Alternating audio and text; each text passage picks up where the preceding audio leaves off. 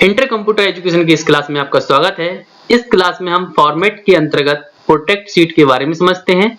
इसका यूज हम तब करते हैं जब हमारे किसी डेटा को हम चाहते हैं कि पासवर्ड के साथ सुरक्षित रखा जाए, जिससे कि अदर यूजर उस फाइल में हमारे किसी भी तरह का चेंज ना कर सके, तो हम प्रोटेक्ट शीट का यूज करते हैं। इसको हम एक एग्जाम्पल के रूप में समझ लेते हैं।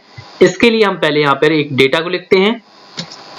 यहाँ आप देख पा रहे होंगे मैंने एक डेटा लिख दिया है, रिकॉर्ड कह सकते हैं इसको।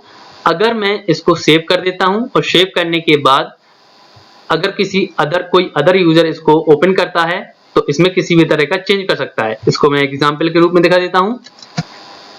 इस फाइल को हम क्या करते हैं, पहले सेव करते हैं, ऑफिस बटन पे जाते हैं, सेव पर क्लिक करते हैं और मैं इसको डेस्कटॉप पे सेव कर देता हूं। डेस्कटॉप पे क्लिक करता हूं। सेव करने के लिए इसमें क्लिक करके जो भी लिखा है मिटा के XYZ नाम से सेव करके ओके कर देता हूं।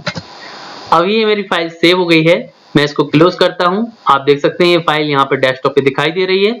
अगर मान के चलते हैं मैं कंप्यूटर बंद कर देता हूं और कोई अदर यूजर इस कंप्यूटर को ओपन करता है और इस फाइल को खोलता है डायरेक्टली, तो फाइल को खोलने के बाद वो कुछ भी इसमें चेंज कर सकता है। यहाँ इंदौर की जगह फिर से ग्वालियर कर सकता है या अदर किसी तरह की सिटी का नाम यहाँ पे लिख सकता है, या रवि का कुछ और कर सकता है, कुछ भी गलत कर सकता है वो। तो मैं ये चाहता हूं कि मैं इस फाइल में इस तरह से पासवर्ड लगा दूं कि कोई भी जब फाइल को देख तो सके लेकिन उसमें किसी तरह का चेंज ना कर सके।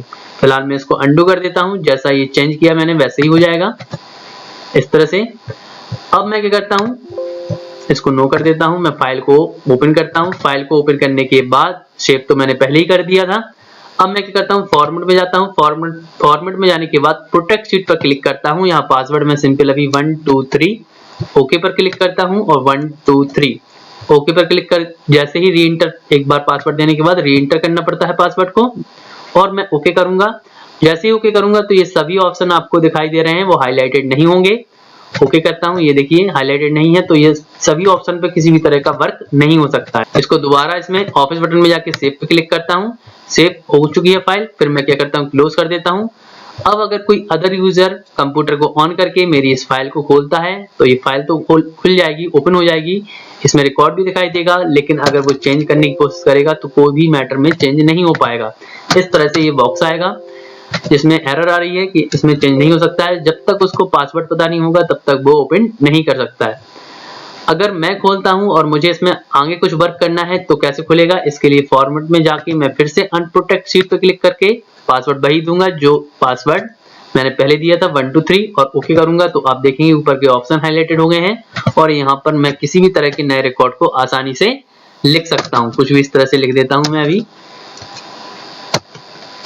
इस तरह से मैं इसमें रिकॉर्ड में कुछ भी टाइप कर सकता हूँ। इसके साथ साथ एक और चीज बताना चाहूंगा कि इसमें क्या होता है, एक होता है प्रोटेक्ट शीट के अंदर कुछ परमिशन। अगर आप चाहते हैं कि सामने वाले को, कुछ अदर यूजर को जो फाइल को खोले उसको कुछ परमिशन देनी है, तो यहाँ पर कुछ ऑप्शन है। इन परमिशन के आगे जो भी आप टिक करेंगे, यानी कि देखिए मैं क्लिक करता हूं तो एक चेकबॉक्स बन के आता है। जिस तरह की परमिशन आप देना चाहें तो अदर यूजर इसका यूज कर सकता है। फिलहाल मैं आपको एक और बता देता हूं। जैसे मैं चाहता हूं कि इस फाइल को कोई भी अदर यूजर खोले तो वो केवल इसमें कॉलम को इंसर्ट कर सके और रो को, तो मैं क्या करूंगा, फॉर्मेट में जाऊंगा, प्रोटेक्ट शीट पे जाऊंगा और यहाँ पर आप देखेंगे लिखा है इंसर्ट कॉलम इंसर्ट रो, और यहाँ पर जाने के बाद मैं पासवर्ड देता हूँ 1 2 3 और ओके करने के बाद रीएंटर पासवर्ड करता हूँ 1 2 3। जैसे ही ओके करूंगा मैं, ये हमारी फाइल में क्या होगा, पासवर्ड अप्लाई हो गया है और मैं इसको फिर से जाके सेव कर देता हूँ। सेव करने के बाद इस फाइल को मैं क्लोज करता हूँ। अब अगर कोई अदर यूजर इस कंप्यूटर को ऑन करता है, वो इस फाइल को खोलता है तो इसमें किसी भी तरह का मैटर को लिखता है या चेंज करता है, तो देखिए चेंज नहीं हो रहा है। लेकिन अगर वो इसमें कहीं कॉलम को एक्स्ट्रा बढ़ाना चाहे तो कहीं पे भी किसी भी कॉलम के नेम पर वो राइट क्लिक करके, यहाँ देखेंगे आप इंसर्ट आ रहा है, इंसर्ट पे क्लिक करेंगे तो देखिए कॉलम बढ़ चुका है। अगर रो बढ़ानी है उसको तो आप वो राइट क्लिक करके इंसर्ट करके यहाँ पर रो भी इंसर्ट कर सकता है। इसके साथ साथ अगर वो चाहता है कि इसमें किसी तरह के रिकॉर्ड को लिखना है तो ध्यान रखें लिख नहीं सकता है, क्योंकि हमने परमिशन केवल रो और कॉलम को बढ़ाने की दी है, इंक्रीज करने की दी है, इसलिए रो और कॉलम ही इंक्रीज होंगे। चाहे जितने रो और कॉलम वो इंक्रीज कर सकता है इस तरह से। अगर हम चाहते हैं ये, अगर वो इस तरह से क्या करता है, वो इंक्रीज करने के बाद इसको सेव भी कर देता है, तो फाइल सेव हो चुकी है और क्लोज करता है। और जब हम फाइल को खोलेंगे तो हमें क्या होगा, इंक्रीज हुए कॉलम दिखाई देंगे इस तरह से। ये देखिए, अगर हम चाहते हैं ये नॉर्मल फाइल हो जाए तो फॉर्मेट में जाके हम क्या करते हैं, अनप्रोटेक्ट शीट पे क्लिक करते हैं और 1 2 3 पासवर्ड देकर ओके करते हैं। ये देखिए नॉर्मल हो चुका है।